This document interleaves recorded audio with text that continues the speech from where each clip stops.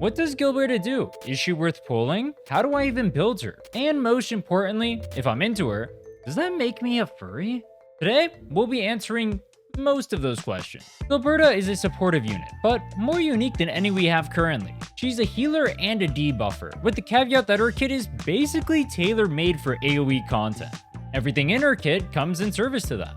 Her main strengths come from the ability to support the team in multi-enemy content, which other supports such as Ardeli or Antal aren't the best at. She also has the highest susceptibility application in the game, with the caveat that it lasts for a pretty short duration. Trade-offs like that are something you're going to notice a lot in her kit, and I think it's something that makes her pretty unique. To see why though, let's take a deeper dive. Her battle skill is made for grouping up enemies, applying nature infliction when it finally implodes. This is great for teams that have a terrible time against AoE content, such as Avi1's electric team. It allows the team to deal with multiple enemies without having to take 80 years to single target them down. It's also worth pointing out just how comfy it is to use in the open world. With Gilberta being a dog, it's only fitting that you circle enemies like the shepherd you are, grouping them all together and murdering them with the insatiable bloodlust that hides behind those eyes.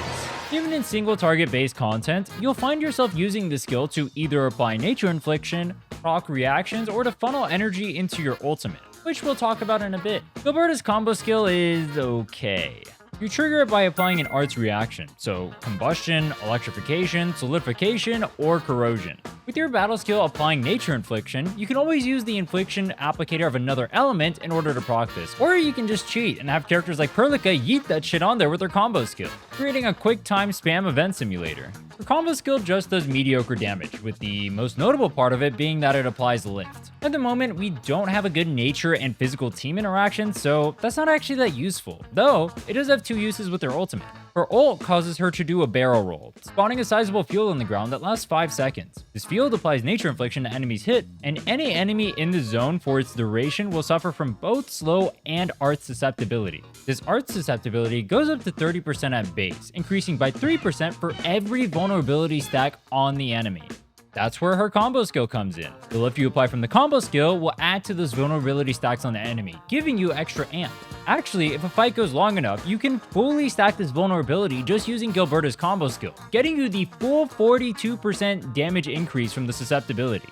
So that assumes that you're leaving the vulnerability stacks on them. Her ultimate does have another unique effect. If an enemy gets lifted inside of it, aka you cast Gilberta's combo skill, they will stay lifted for the duration of the field, causing them to be unable to act. Boss bosses aren't going to be affected by this, but once again, it's pretty nice for open world interactions where you can just bypass enemy mechanics. Keep in mind that every effect we just mentioned will expire if they leave the zone of the ultimate. This means you'll have to be tactical when using your ultimate. When bossing, stagger windows are the most obvious time to use it. This includes putting it down right before the mini bar break, which temporarily pauses the boss, and the complete stagger bar depletion. If you know enemy attack patterns, there's certain attacks that the enemy's gonna stand still for a while, so you can always time it for that as well. I called her a healer earlier, but the way her healing works is a little bit weird. Her talent allows both her battle skill and combo skill to heal on hit, but only if you hit 2 or more targets with it. Yeah, you heard that right. You need to hit 2 different targets to get the healing from her battle and combo skill. That means in single target boss situations, you're not going to have access to this. Well, unless it's like Triagalos where they have the mob spawning, but that's an exception and not the norm. For the gameplay, we'll be using my favorite team in the game. Aviwena, Perlica, Arknight, and Gilberta. Aviwena is our main DPS, Perlica is our arts applicator as well as sub DPS, and Arknight is our SP generator and buffer. The major goal of this comp is to have Aviwena dump a bunch of spears on the ground via her combo skill and ultimate. Then we apply Gilberta's ultimate for the susceptibility buffs, and then we drag them back through. The setup looks like this. Perlica's skill to apply electric infliction on the boss, that way your final strike on Aviwena will activate both her own and Perlica's combo skill. Now you have 3 spears on the ground and use Arknight and Gilberta's combo skill as well. Arknight's skill for the buff, then Gilberta ults, then Aviwena ults, then Arknight's combo, Perlica's ultimate, Arknight's ultimate, and with everything done, we use Aviwena's skill to pull all the spears back through, using another Arknight combo at the end. This way, we have all the buffs from everything in the kit, from electrification to Arknight's battle skill, Gilberta's susceptibility, and we got them all from their biggest damage combo, the Aviwena spears. Then, we final strike again on Aviwena, get our spears from her combo skill, and get another Arknight battle skill into combo skill going. You'll notice I delayed Perlica's Prolica's combo skill just slightly. This is because Arklight's combo skill is a low cooldown, so this allows for Arklight to get her combo skill back off cooldown, giving me another skill there. Now, we're in the stagger window, so I build back on my Gilberta's ultimate and pull Aviwana's spear back through for a massive damage window. Here's an idea though. Instead of memorizing that, I'll just tell you a bunch of stuff that you should keep in mind when playing the comp. Aviwana's spears last 50 seconds if you have her potential too, so you have a large window before recasting. Gilberta's ultimate should be lined up with the pulling of the spears for maximum damage. Arklight's combo is a very low cooldown, so proccing it often is a big goal. In this case, you can use Nature Infliction applied from Gilberta and then Prolica's skill to apply electrification forcefully, giving you an extra one outside of the Arklight ultimate and Prolica's combo skill.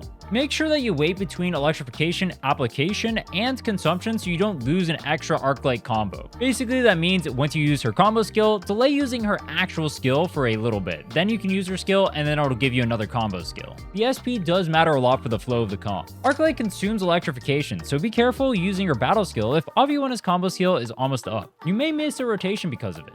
Let's look at another boss where you can actually see the grouping capabilities in play. Triagalos. He is much more mobile than that lazy fuck Rotogon, so you'll need to be extra careful about your ult usages on Gilberta. In this case, if we blow everything, we can make it all the way to his stagger window, so it's fine for me to use it at the beginning. I ended up not having my ultimate built up on Gilberta here during the stagger window, so I had to actually use my spear pull through without Gilberta's ultimate up. That way, I could get both Gilberta and Aviwana's ultimate up during the stun window. In phase 2, the AoE grouping from Gilberta helps a ton. I actually swapped to Gilberta here to align the mobs with their battle skill much more easily, which should have killed the Agaloys, but my damage sucks, so I look like an idiot. Should have wailed for that signature. On the second AoE phase of the fight, you can yet again see just how broken our grouping is. There's an insane amount of mobs here, so I don't get them all, but imagine how long this comp would take to do these without her. I think you're starting to understand. Use your ultimate at burst windows that are timed in coordination with your main DPS. Her battle skill is great for grouping and nature infliction, and then her combo skill is kind of for fun. Let's move on to gear. As far as gear goes, there's really only one choice. Eternal Rhinne not only gives your team a damage percent boost when she casts her ultimate and applies a susceptibility, it also gives you ultimate gain efficiency and has her two most important stats on it, will and intellect. With will being her main stat and intellect being her secondary stat, our gear is going to focus on will. Take 2 of the Eternal Rhinne auxiliary arms, 1 of the Eternal Rhinne gloves T1, and for your chest, Bone Crusher Poncho T1. For the weapons, we have a few options here. Delivery Guaranteed is her signature and gives every stat she wants. Will and ultimate gain efficiency are premium on her, with the passive giving the team arts damage when your combo skill applies lifted. Even playing into her AoE gimmick, giving extra damage percent for every enemy afflicted. The next best is the Battle Pass weapon, Opus Etch Figure. It gives her will and nature damage dealt, which isn't as great as the ultimate gain efficiency. It also requires you to use your battle skill to gain the arts damage, and it's a much smaller gain than the signature. That said, you get this for free from the battle pass, so it is a good option. Detonation unit is an okay option. She can technically proc her own arts burst via her skill and her ultimate, but it's kinda niche and requires coordination, and the buff isn't even that good. She doesn't even want the stats on her anyway. If this is all you have, I'd definitely use it though. As far as 5-star options go, Stanza of Memorials is your choice. It doesn't provide the stats that she particularly wants, as you're getting attack and intellect here, but it does give a generic attack percent buff to your entire team. Well, assuming that they're a different element. For those who don't know, attack percent is actually really strong in this game, better than damage percent, and in a lot of situations better than crit. This is pretty good for a 5-star weapon. Well, assuming you can activate its condition. Now, it's time for the question on everyone's mind. Should you actually pull Gilberta? Overall, I feel like Gilberta's kind of in a weird spot. Her kit seems made for 2 things we don't really have in the game currently. That is AoE endgame content, and then also a character that wants both nature infliction as well as some sort of physical status application. I'm not exactly sure what that would look like. Like maybe some solidification shenanigans? It's kind of hard to say. She is fun to play, and obviously she's part of my favorite team, so if that's something you value, I'd say she's a good pull. That said, if you're looking purely from a value perspective, we get Ardelia for free, and she's also super universal, and we get her signature for free. It's kind of hard to compete with that. With that said, you can check out my Ardelia versus Gilberta video here, or my 100-hour journey in Arknights endfield. Subscribe to the channel, and see you next time.